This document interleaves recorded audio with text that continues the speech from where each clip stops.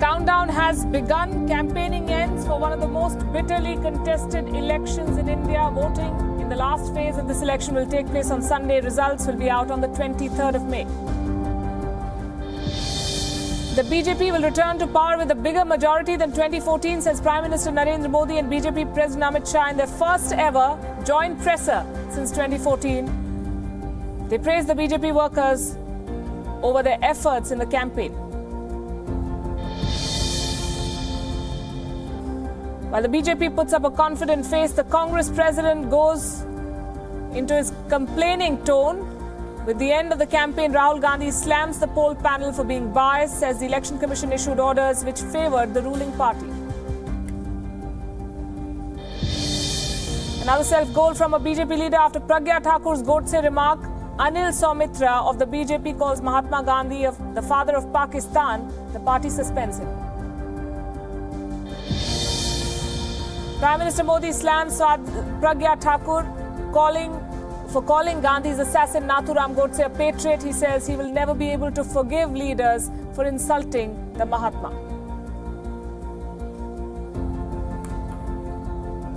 Hello and welcome to an all-new episode of India Election Watch. I'm Palki Sharma Upadhyay. Campaigning has ended. We are counting down to the final phase of polling and then the result day. And this is the show that brings you the very latest on the world's biggest election.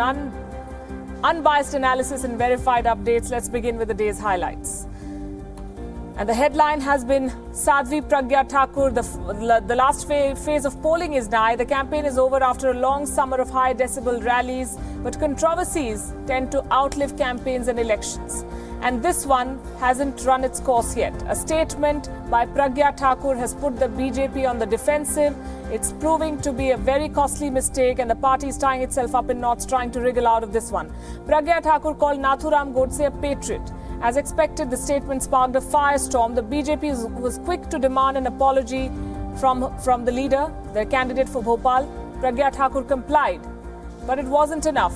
Here's what she had said. Nathuram Godse देशभक्त थे, हैं और रहेंगे।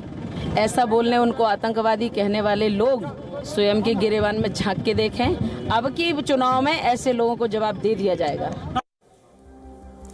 Two more BJP MPs added fuel to the fire. Union Minister Anant Kumar Hegde and Nalin Kumar Katil took to social media to back Pragya Thakur's point. As the party publicly pulled up Pragya Thakur, the two other leaders beat a hasty retreat. Anant Kumar Hegde tried to disown the tweet. He said that his Twitter account had been hacked. Nobody bought the argument, including his own party. All these three leaders, Pragya Thakur, Anant Kumar Hegde and Nalin Kumar Katil, have been asked to explain their statements.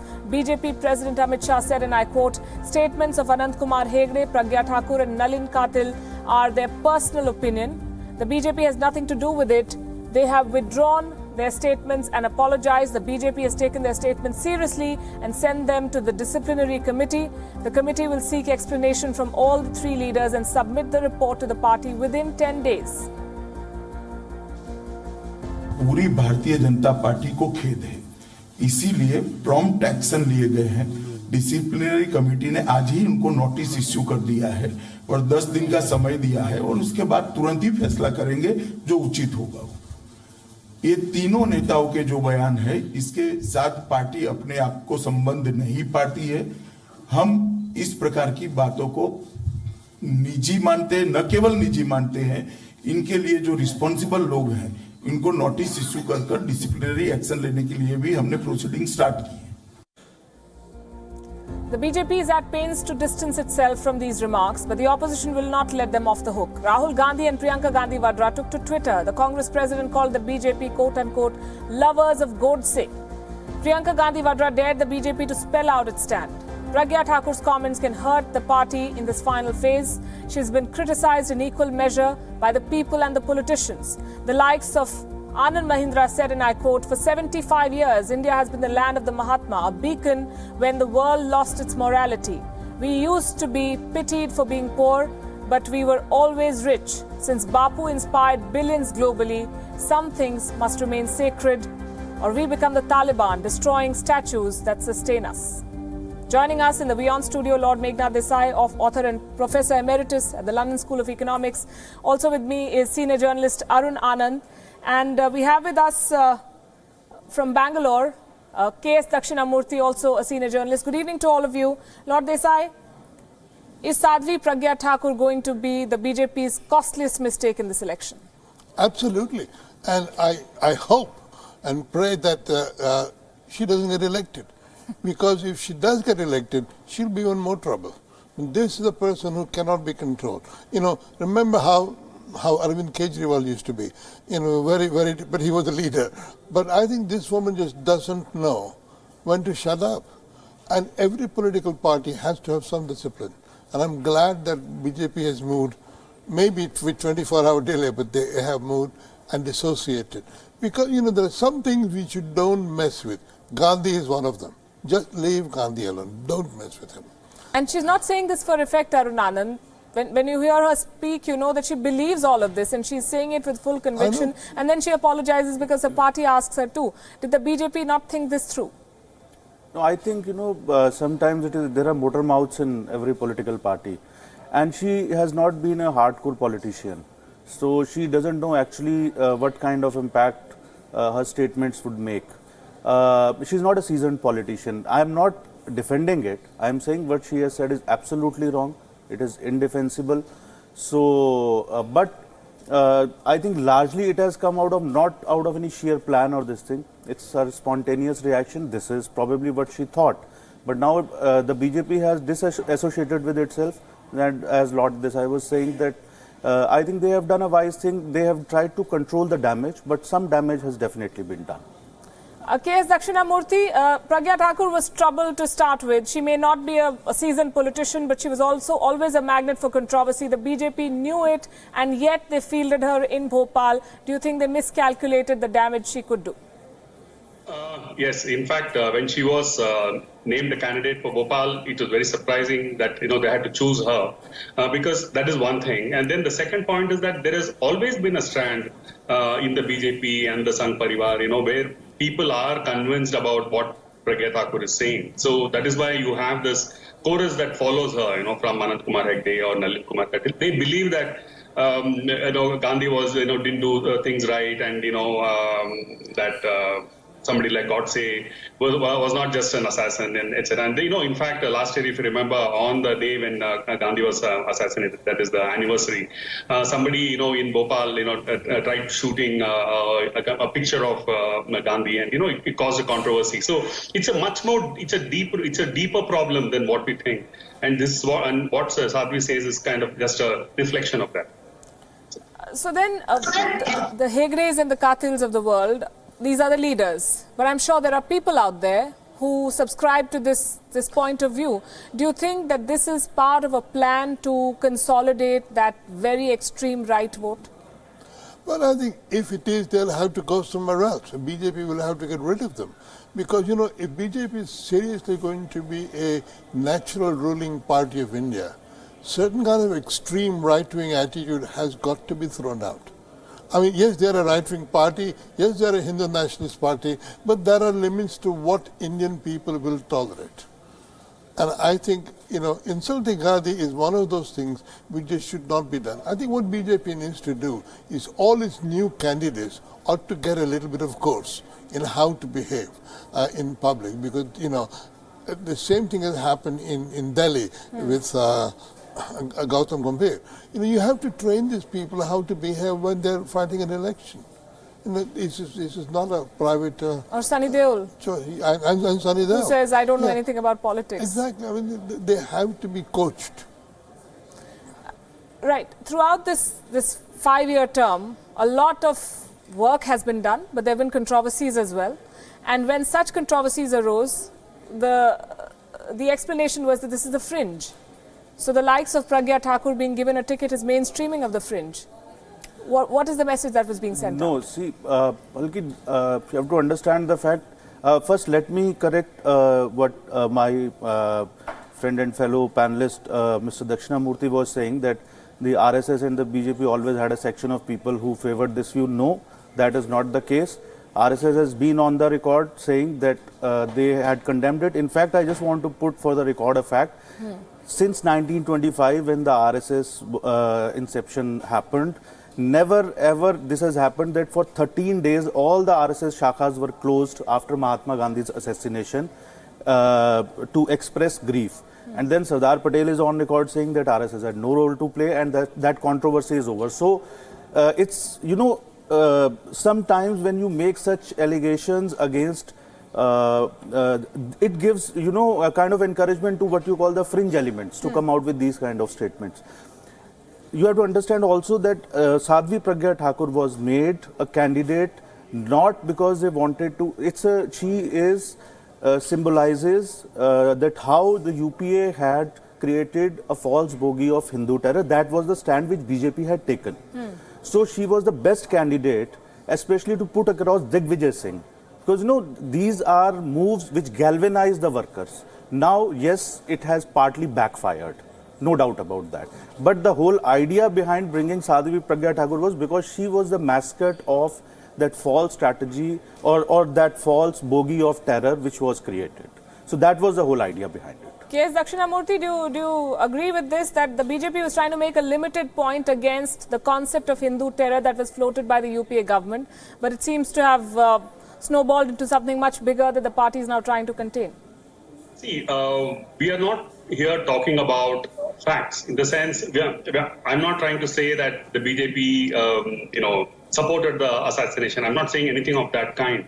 What I'm basically trying to say is that there is an element, there's a fringe element already in the BJP RSS, which definitely holds this view. For instance, you have somebody like Anant Kumar Hegde, who said that the constitution must be changed. Now, he said that in the previous term, but then he's got back his ticket and is contesting again. So it basically, casts doubt on the sincerity of the BJP RSS leadership, whether they really want people who are moderates, and whether it is a definitive plan to have a set of people who are rabid. Right. The question of Sadhvi Pragya Thakur, I think, will be settled on the 23rd. We'll have to wait and see how the people of Bhopal vote. That's where she's contesting from against the Congress's Digvijay Singh. Today was, of course, the final day of campaigning. Let's bring you up to speed with what happened. Here's a rally roster for today. Prime Minister Narendra Modi campaigned in Madhya Pradesh. Rahul Gandhi was in Himachal Pradesh. Remember, campaigning has been curtailed in West Bengal, so the focus was on the remaining 50 constituencies across these states. In Uttar Pradesh, Priyanka Gandhi Vadra made a final push for the Congress. She was in Mirzapur just a day after the Prime Minister wrapped up his rally there. The Congress General Secretary took a not-so-subtle dig at Mr. Modi. कि आपने दुनिया के सबसे बड़े अभिनेता को अपना प्रधानमंत्री बना दिया। इससे अच्छा तो आप अमिताभ बच्चन को ही बना देते हैं। Towards the evening, the action shifted to New Delhi. Both the Congress and the BJP held press conferences around the same time. Prime Minister Modi and Amit Shah appeared before the media at the party headquarters. The BJP president reiterated his government's achievements. He said they will return to power with even bigger margins. जितने भी चुनाव आए, इसमें बहुत बड़ी सफलता हमने प्राप्त की थी। 2014 में हमारे पास 6 सरकारें थी, आज हमारे पास 16 सरकारें हैं। लगभग एक समय पर देश में 19 राज्य सरकारें भारतीय जनता पार्टी की थी, और इसका मुख्य कारण है कि 50 करोड़ गरीबों को उनके जीवन स्तर को उठाने के लिए इस सरकार ने बहुत बड़ा सफल प्रयास किया और उनके जीवन स्तर को उठाया है। मुझे आज 5 साल समाप्त होने को आए हैं। मुझे आनंद है कि नरेंद्र मोदी प्रयोग को जनता ने स्वीकारा है। मैं विश्वास के साथ कह रहा हूं कि फिर से गत चुनाव से भी बड़े बहुमत के साथ नरेंद्र मोदी सरकार फिर से बनने जा रही है। At the Congress's Akbar Road office, Rahul Gandhi appeared before the media and he yet again challenged the Prime Minister for a debate on Rafale. He accused the party of using money and muscle power in this election. He called the Election Commission biased, but he refused to hedge a bet on what the verdict will look like. I'm not going to prejudge what the people of this country are saying. It is not for me to decide what the people of India are going to say on the 23rd. It is for them. He fought the election. He came 5 years ago, and frankly, he had a huge opportunity.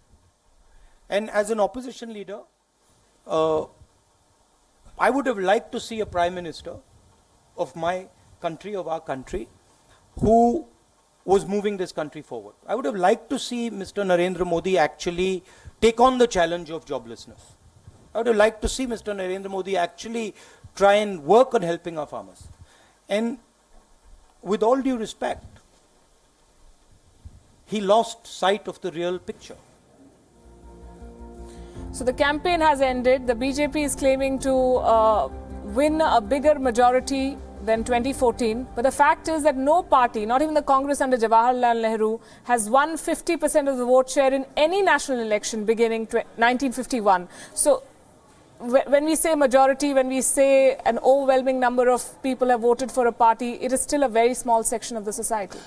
You know, I mean, not only in India no party has won, but in most countries it's very difficult to win a majority of votes to get a majority of seats. But with the first past the post and multiple candidates, you need between 30 to 35 to jump over. You know, until 30 there is proportionality. Beyond 30, the seat share takes over.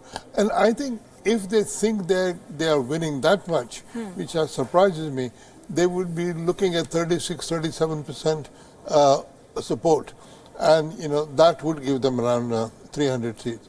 But I'm skeptical. Let me put it this, I'm skeptical. I'm willing to be wrong on this, but I'm skeptical.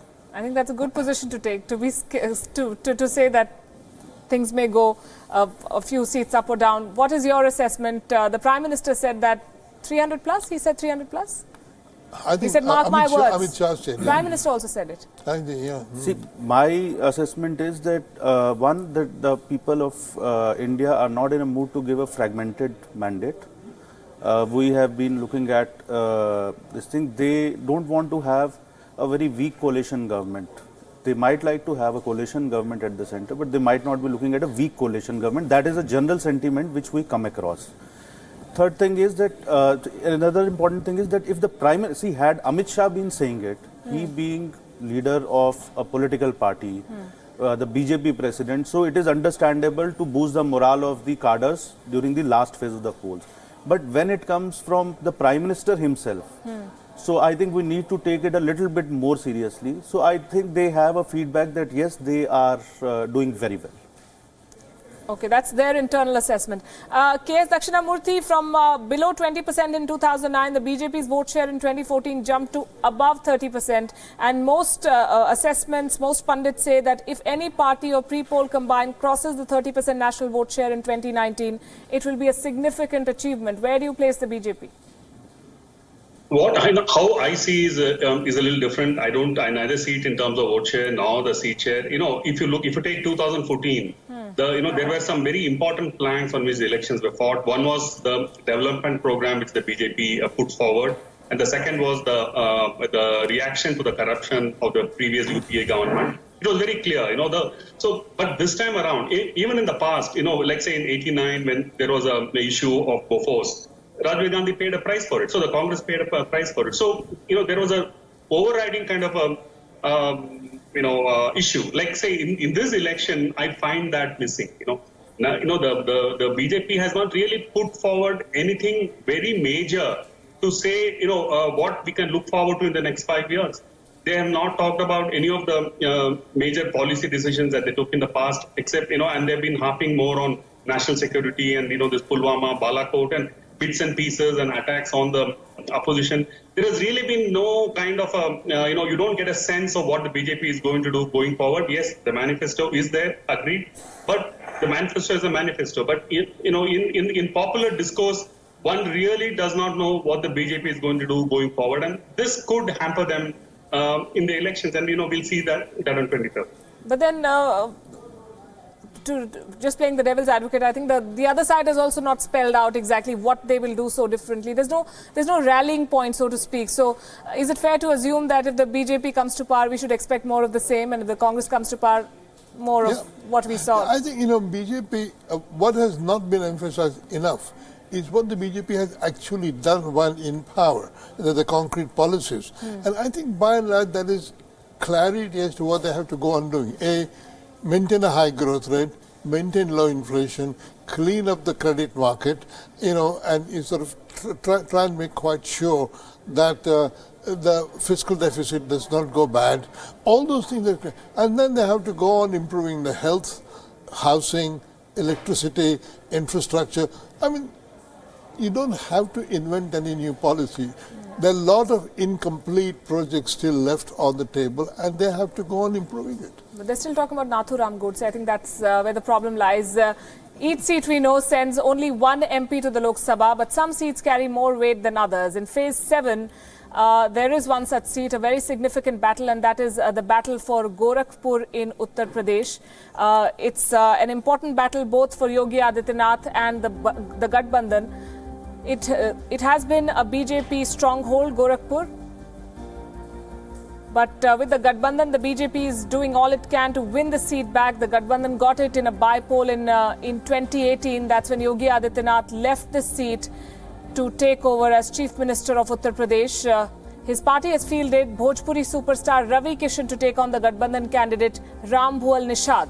So why does Gorakhpur matter? To understand that, we must discuss the Gorakhpur math. Since 1989, it has been a bastion of the Hindu Mahasabha and the BJP.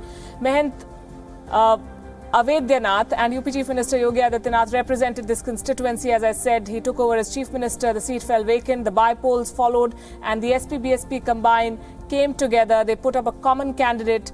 Praveen Kumar Nishad defeated the BJP by a very close margin last year, and that victory set the stage for the formation of this alliance, the Gathbandhan. A year later, the constituency is voting again. The Lok Sabha election will be a test of the BJP's sway on Gorakhpur. Yogi Adityanath himself has taken charge of this campaign. He wants to ensure that the BJP wrests back this seat. In fact, he's focusing on 6 seats, including Gorakhpur. His poll pitch is very simple. Step 1 is to play up the anti-caste and development credentials of his party and government. Modi ji के कारण देश सुरक्षित हुआ है। मोदी जी के कारण बड़ा बड़ा विकास का कार्य हुआ है। पूरे देश के अंदर आजादी के बाद जो कार्य कभी नहीं हो पाया, वह कार्य प्रधानमंत्री बनने पर मोदी जी ने देश के अंदर करके दिखाया।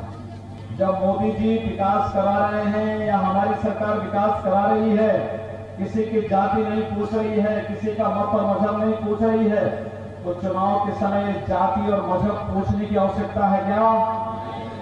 चुनाव किस आधार पर देंगे? विकास के आधार पर देंगे या जाति के आधार पर देंगे? So that is his first part of the plan. The second is to promise farm loan waivers and attack the previous regime over administrative failure.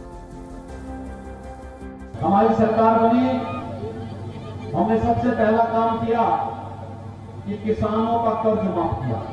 हमारी सरकार आई, हमने दो टुकड़ा अपराधियों से, देशद्रोही तत्वों से, प्रदेश के अंदर अगर किसी की सुरक्षा के साथ घात करोगे तो ठीक नहीं होगा। कानून का राज होगा और कानून को कोई हाथ में लेगा तो फिर दो ही रास्ते होंगे, तो जेल होगा या फिर राम नाम सत्य है की यात्रा निकलेगी। अपराधी सब ठीक हो गए ना? अगर प्रदेश में सरकार नहीं होती तो बिजली मिलती, सपा बसपा के लोग बिजली देते, क्योंकि ये लोग तो बिजली के दुश्मन हैं। रात के अंधेरे में डकैती करवाते थे। The battle for Gorakhpur will not be an easy one for the Gathbandhan either. That's because the Nishad party, which supported the SP-BSP combined in the by-polls, is now supporting the NDA. The Nishad community constitutes nearly 15% of the overall population here. To counter the polarization of the Nishad votes, the Gathbandhan has fielded a local Nishad leader. Yogi Adityanath is leaving no stone unturned. He has camped in the constituency and is micromanaging the campaign. All this just to ensure that the ghosts of 2018 do not return to haunt the BJP in Gorakhpur. There are several things that the party has to address. One, the BJP has given the ticket to a person who is not from this constituency. Reports say that people are not happy with the decision to field Ravi Kishan. 2, the traditional vote banks point to a very close race. Gorakhpur has nearly 6 lakh upper caste votes, 3.5 lakh Nishad voters, nearly 2.5 lakh Muslims, Yadav and Dalit voters. 3, the internal differences between the BJP and the Hindu Yuva Vahini will hurt them. Yet the BJP candidate is confident. The party has run a strong campaign and they hope to win this one. राष्ट्रीय अध्यक्ष के साथ अगर CRPF नहीं होती तो उन पर जानलेवा हमला हो जाता। वहां गाड़ियां तोड़ी जा रही बड़े बड़े नेताओं की, योगी महाराज जी ने गोरखपुर को स्वर्ग बना दिया। आप देख रहे हैं ये गोरखपुर कोई सी हाईटेक सिटी की तरह लग रहा है, एक स्मार्ट सिटी लग रहा है। तो मुझे लग रहा है कि एक ऐसी जीत होगी जो बहुत सारे, हाँ, विरोधी पार्टी की जमानत जब्त देख रहा हूं, ये तो तय है। 2014 के बाद सारी योजनाएं आ रही हैं जो सोने की चिड़िया देश हुआ करती थी। हमारे प्रधानमंत्री यशस्वी मोदी जी के अंतराल में 2022 तक मेरा देश सोने की चिड़िया होगा, ये दावा है। It's a litmus test for Yogi Adityanath. Gorakhpur has been his party's fortress. He's still the chief priest of the Gorakhnath temple. Yogi's rise as a politician started here. The opposition has attacked not only the Modi government but also the Yogi government in this campaign. It's a battle for his prestige. He has more at stake even though he's not the candidate. How is Gorakhpur poised according to you? I think it's chancy. Not having a Nishad candidate for the BJP is a mistake. And I reckon the Gathbandhan will sacrifice its candidate and go for the sitting MP and try and get him re-elected. Why Ravi Kishan, of all people? See, I can't say why Ravi Kishan. They must have had their reasons, but I think, not only Gorakhpur, but every seat in UP is important, and we will have, UP will demonstrate whether Hindutva has been the overriding factor, overtaking the caste equations or not. It has happened in 2014, it has happened in 2017 UP Assembly elections, and whether it can happen again or not. And I believe this whole election is actually... But this is not being fought like 2014 or 2017. Yeah. No, see, every election is different.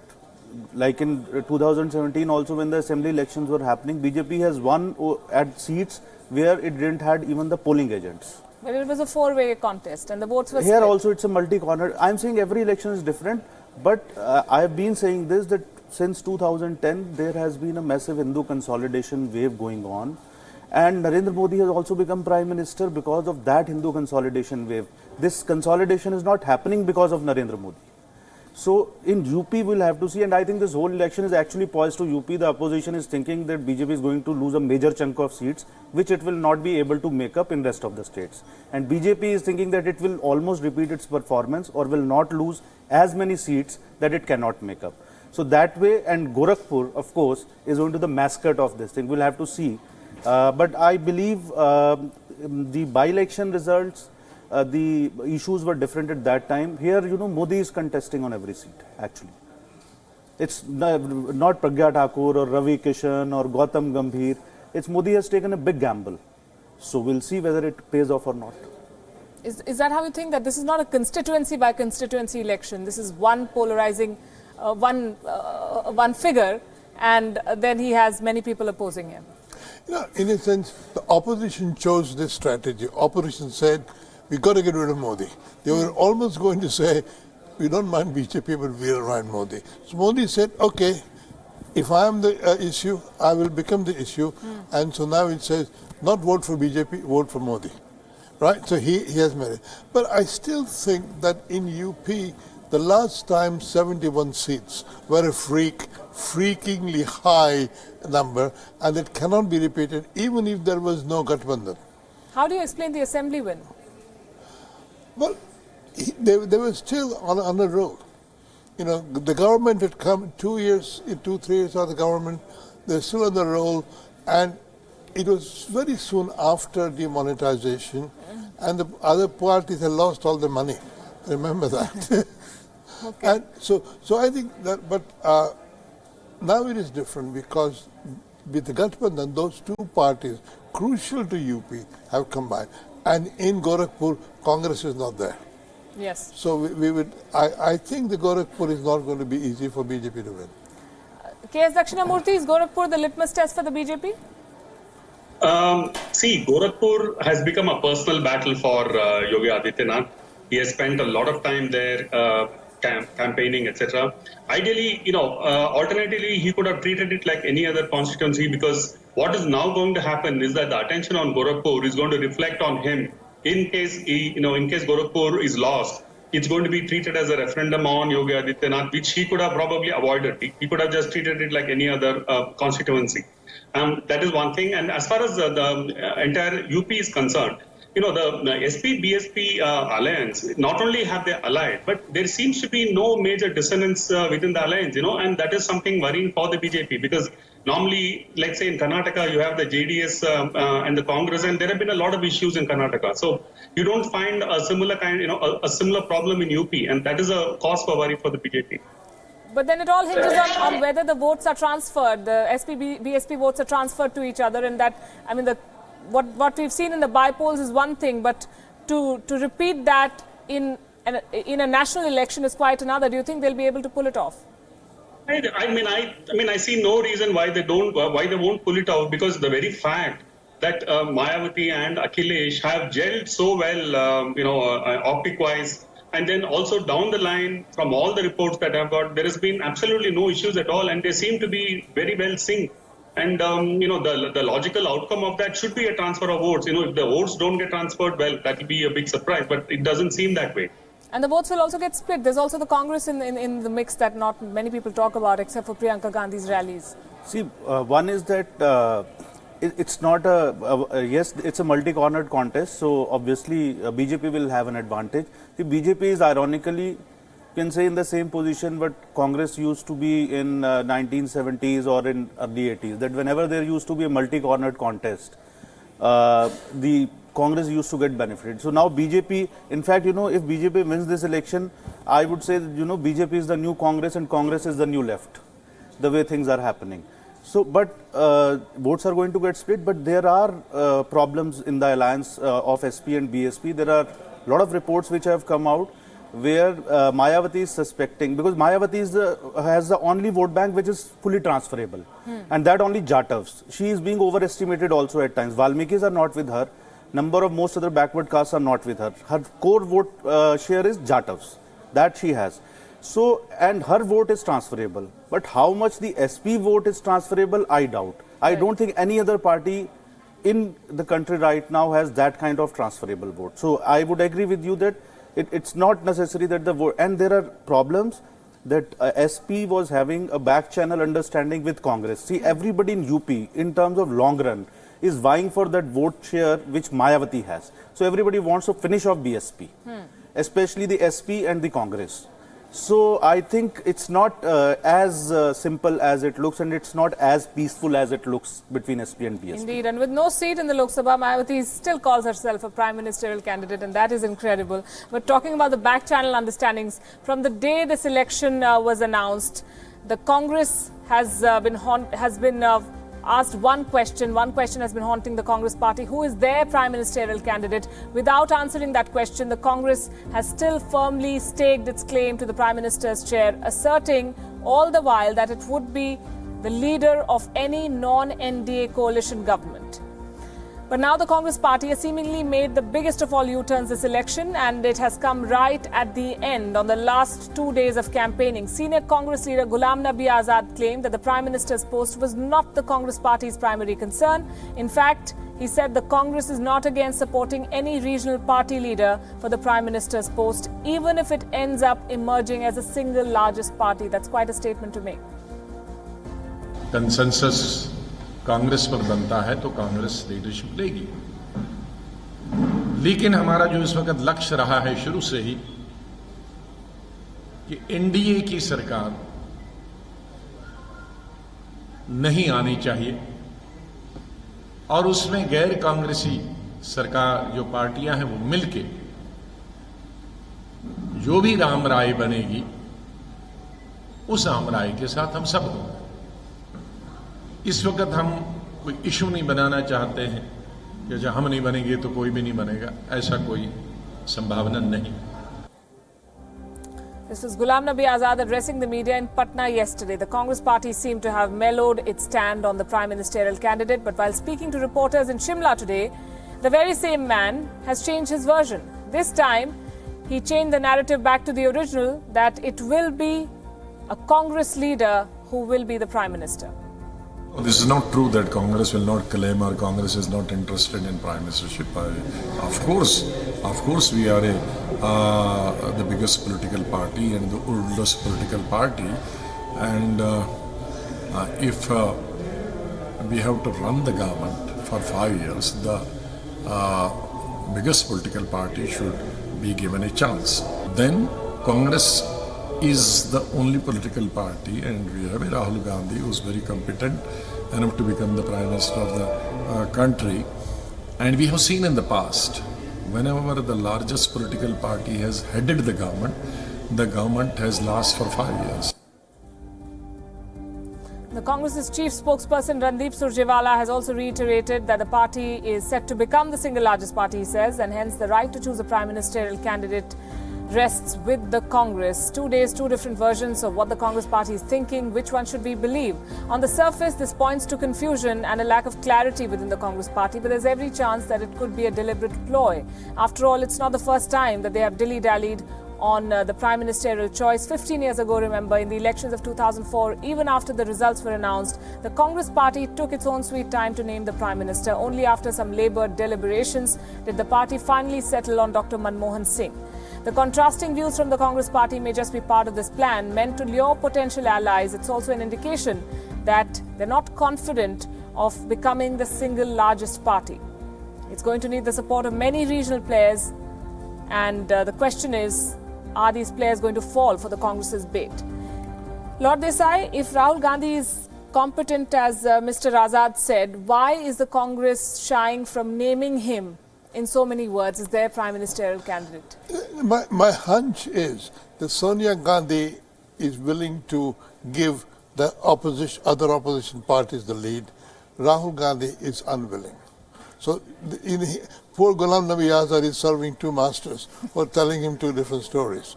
I think Sonia Gandhi has a more intelligent plan. Wait, see what it is, and if Congress can support from outside, let the government be formed. Even if they're inside, they don't have to insist on prime ministership.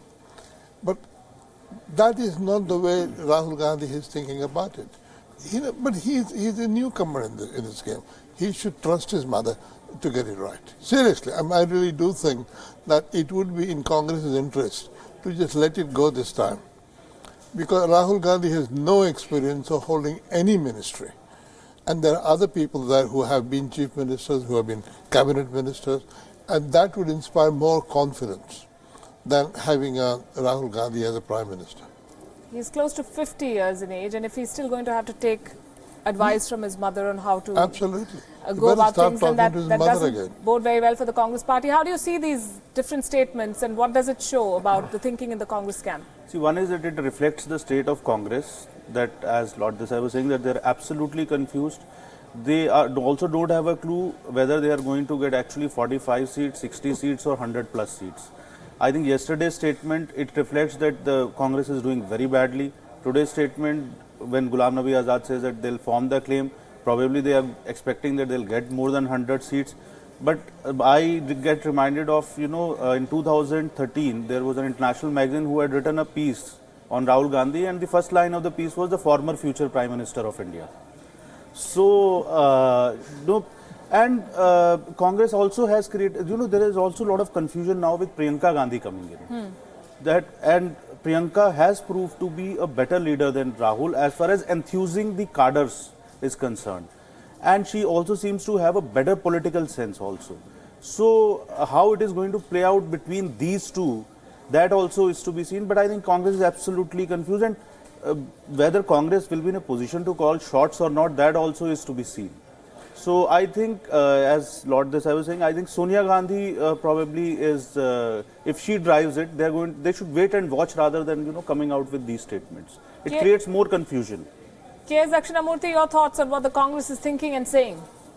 When Ghulam Nabi Azad made the first statement, it almost looked as if the Congress was not interested in, having a prime ministerial candidate. I think he must have been advised, or he must have been told that, he was sending the wrong message. So he quickly turned around and said, no, even we are also interested. We are in the game. But, these should be taken as statements only, because eventually when the results come, and even if the Congress is the single largest party, anything can happen because there's going to be a mad scramble. We have seen that in May 2018 in Karnataka, when the BJP fell short and it was the single largest party, but the Congress and the JDS, the Congress moved very fast and got the JDS into an alliance, and now they are in power. So just about anything can happen on 23rd. You know, these are all just statements, and things can just simply go awry, and it depends entirely on the results. So we just have to,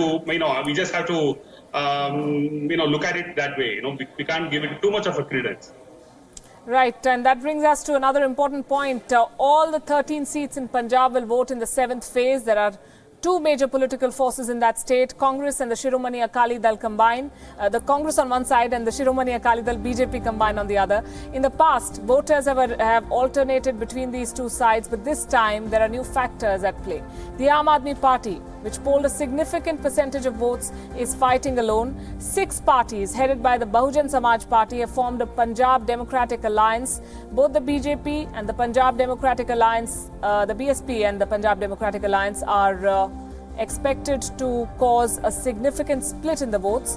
Before we discuss issues in Punjab, let's also look at the historical data. As I said, voters have alternated between the Congress and the SAD from 1999 to 2014. And Punjab has voted irrespective of how the country has voted. In some sense, it's the opposite of the bellwether phenomenon. In 1999, when the NDA stormed to power at the centre, the Congress won in Punjab. In 2004, it was the other way around. In 2014, something changed. The Aam Aadmi Party, which projected itself as an anti-BJP, anti-Congress outfit, managed 4 seats in Punjab.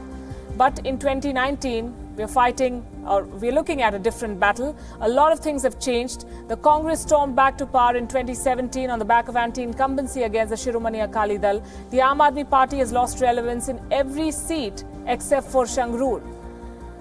The Aam Aadmi Party's Punjab face Bhagwant Mann is fighting from this seat. So it's a two-way battle in most of the constituencies in Punjab. Captain Amrinder Singh, the Chief Minister, is a popular leader, but there's factionalism in the Congress party as well. Navjot Kaur Sidhu, the wife of former cricketer and Congress leader Navjot Singh Sidhu, has attacked Captain Amrinder Singh. She says the Congress government's performance is not up to the mark, and she's angry at not being allotted the Chandigarh ticket. So what are the key issues here? Punjab is a border state. It goes without saying that Balakot airstrikes and the Pulwama terror attack will have an impact on the way people vote. The farm loan waiver issued by the Chief Minister may help the Congress retain its core vote base. The Kartarpur corridor is another poll issue here. Unemployment and farm distress will have an impact on polls. In the last few days, both the national parties are focused on the anti-Sikh riots of 1984. The BJP has accused the Congress of letting the perpetrators go scot-free, and they've also latched on to the Congress leader Sam Pitroda's remarks on these riots. This also another lie. बोल दिया ना, आप तो झूठ बोलते रहते हैं रोज यार. आज हमारे पे झूठ बोला, कल आप पे झूठ बोला, और आप लोग झूठ प्रमोट करते रहते हैं. अब क्या है 84 का? बात तो करिए, आपने क्या किया 5 साल में, उसकी बात करिए. 84 में हुआ तो हुआ. ये कांग्रेस की मानसिकता का प्रतिबिंब है. कांग्रेस ने सालों तक यही किया है. कांग्रेस का यही व्यू पहले से था. इसलिए राजीव गांधी ने कहा था कि एक बड़ा पेड़ गिरता है तो जमीन में हिलती है. उसके बाद इतने साल हो गए, आयोग बनते गए, कमीशन बनते गए, एक भी व्यक्ति पर सजा नहीं हुई. इतना ही नहीं, कमलनाथ को उन्होंने पंजाब का प्रभारी बना दिया था. जब पंजाब में विरोध हुआ सिख दंगों को बात को लेकर के, तो उसको हटाया और आज उसको मुख्यमंत्री बना दिया. तो इसको किसी एक व्यक्ति के विचार मत मानिए. ये पूरे कांग्रेस की सोच का प्रतिबिंब है. कांग्रेस इसी अहंकार से भरी हुई है. देश को कितना नुकसान हुआ, उनकी यही मानसिकता है. हुआ तो हुआ. देश लूट गया, उनकी मानसिकता है. हुआ तो हुआ. ये कांग्रेस के रग रग में भरा पड़ा है, और ये अहंकार ही है जिसने कांग्रेस को 44 सीटों पर लाकर के खड़ा कर दिया है. और अब जनता उनको इससे भी नीचे ले जाएगी. Captain Amrinder Singh's appeal and the loan waiver may put the Congress on the front foot in Punjab, but it's not a one-way street. The economy of the state has been severely hurt by the loan waiver. Punjab's drug problem has not been fully eliminated. Besides, air pollution is a huge concern here. No party has addressed it. Despite this, the Congress is on an even footing with the NDA thanks to the infighting in the Shiromani Akali Dal. So here's our assessment. Close battle with the Congress slightly ahead. The presence of many parties means the vote is split. The battle for Punjab is unpredictable. Lord Desai, do you agree with this? Yes. Punjab is, people don't notice, but in Punjab, religious matters really make a difference. There's a split in the Shiromani Akali Dal, the different factions about, insult to the Guru Granth Sahib or whatever it is. Those things actually matter in Punjab because the Sikh vote is large and there are differences among the Sikhs on religious matters. So we have to factor that in, because the Shiromani Akali Dal is only one faction of the other Sikh vote. But Punjab has not had enough money to do anything, and therefore I'm not surprised at giving farmer waivers. They're really in financial trouble. And Navjot Sidhu, I'm sorry to say, is more of a problem than of an asset. And he and his wife is sort of. So I think it's going to be a very close run thing. And Amritsar definitely BJP will get. Don't think Amrinder Singh is not running there again. I think Hardeep Puri will get Amritsar. That much. Which way do you think Punjab is going? I'll tell you this thing, anecdote, because I had covered 1999 elections and Dr. Sanjay Baru has also mentioned that in his book on the Prime Minister. So 1999, Dr. Manmohan Singh was contesting from South Delhi constituency against Vijay Kumar Malhotra, the BJP candidate. Nobody, even the BJP, was supporting Vijay Kumar Malhotra, and Dr. Manmohan Singh was winning hands down. Then 3 days before the election, he gave a statement that in the 1984 riots, it was the RSS which had a hand in it, and he lost by 60,000 votes. So I'm just taking off from what Lord Desai was saying, that the religious matters and 84 riots is a very sensitive issue in Punjab, and the way Congress has handled it, I think BJP and Shiromani Akali Dal would be very grateful to Sam Pitroda if they do well. But Amrinder Singh has done a good job there, and he has got a good grip over the politics there. And being a border state, he has taken some very sensible decisions there. The administration is also much better. So I think it's the Amrinder is actually fighting a lone battle, and especially and simultaneously being pulled away by people like Navjot Singh Sidhu and Navjot Kaur. So I think we need to have some empathy for that man. Yes, when he won Punjab, people said that he's won because he was fighting a lone battle and there was minimum influence of the likes of Rahul Gandhi. So if he wins or loses, this is Amrinder Singh's battle. K.S. Dakshinamurthy, how do you see Punjab as a contest? Which party do you believe has the edge? Punjab, I think this Sam Pitroda statement, I think is going to have some kind of an effect. Like my fellow panelist said, 84 is a very sensitive subject, and he should have just, kept quiet on that, or there was no need for him to say what he did.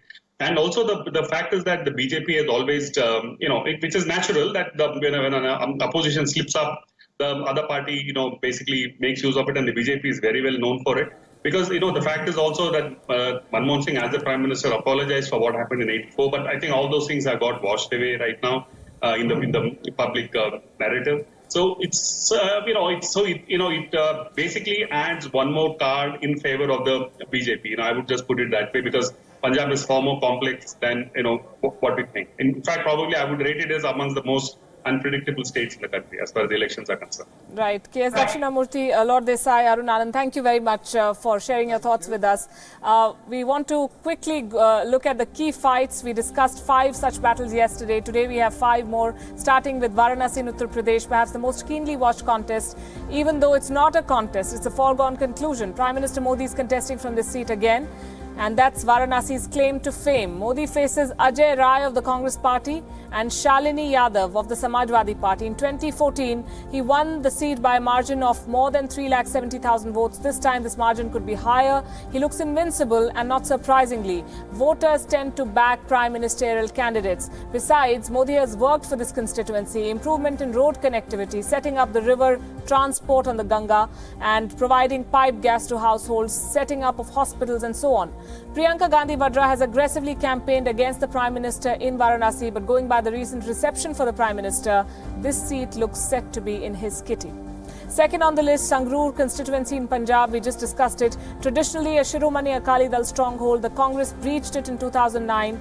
In 2014, Bhagwant Mann of the Aam Aadmi Party caused a major upset. He won this seat.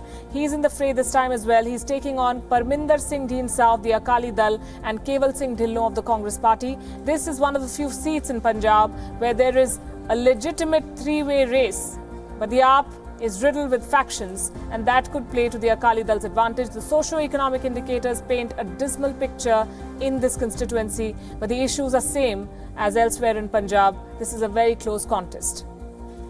Third on the list, Mirzapur in Uttar Pradesh. It was a BSP stronghold, but NDA's Apna Dal won it in 2014. This time it's a three-way race. Sitting MP Anupriya Singh Patel of the Apna Dal is the NDA candidate. She is pitted against Ram Charitra Nishad of the Samajwadi Party and Lalitesh Pati Tripathi of the Congress Party. Lalitesh Tripathi is the great-grandson of former Chief Minister Kamlapati Tripathi. The Congress is trying to make a battle out of it. Apart from Amethi and Raebareli, Mirzapur is one of the seats that the Congress has focused on. Anupriya Singh Patel is well known here, and the non-Yadav OBC votes are likely to go to her. The Gathbandhan candidate is very much in the game as well, with the strength of the coalition and the Nishad community votes. So this one again, a very tight race. Number 4 on the list, the Diamond Harbour seat in West Bengal. Once a left bastion, Diamond Harbour has voted for the Trinamool Congress since 2009. Sitting MP Abhishek Banerjee is fighting to retain the ticket. He is fighting against Dr. Fuad Halim of the left and Nilanjan Roy of the BJP. Now, Abhishek Banerjee has come under severe criticism from the Prime Minister and his party. He is Mamata Banerjee's nephew. The left and the Congress have also targeted Abhishek Banerjee. The Trinamool has campaigned hard here. Yesterday, in the last phase, Mamata Banerjee braved the heat to ensure that the support for her party remains intact in this seat. In a very polarized election, the minorities will side with the Trinamool Congress, but the BJP is hoping for a major chunk of the majority community votes. Several sections of voters are also dissatisfied with this candidate. They have accused him of corruption and nepotism. The BJP might pull a surprise here, and that makes this battle a must-watch. Last on today's list, the Kolkata North constituency. This has been a fortress of the Trinamool, but that could change as well, and that's why it's a battle to watch. Two-time sitting MP Sudeep Bandyopadhyay taking on the BJP's Rahul Sinha. Sinha is the former state president of the BJP. The party gained more than 20% of the vote in this constituency in 2014, while the left lost nearly 20% of the vote share. Now, this is one of the seats where the BJP has risen in prominence over the last 5 years. Kolkata North, or Kolkata Uttar as it is called, is a more cosmopolitan seat. Apart from Bengalis, there is a sizable population from the heartland, so the BJP has its vote bank here. The battle is reduced to this. If the minority community votes Trinamool, then the party will have the upper hand. A division in minority votes may help the BJP. It's seats like Kolkata Uttar where the BJP is hoping to make a mark, so watch out for this one as well. With that, it's a wrap on this edition of India Election Watch. Thanks very much for watching.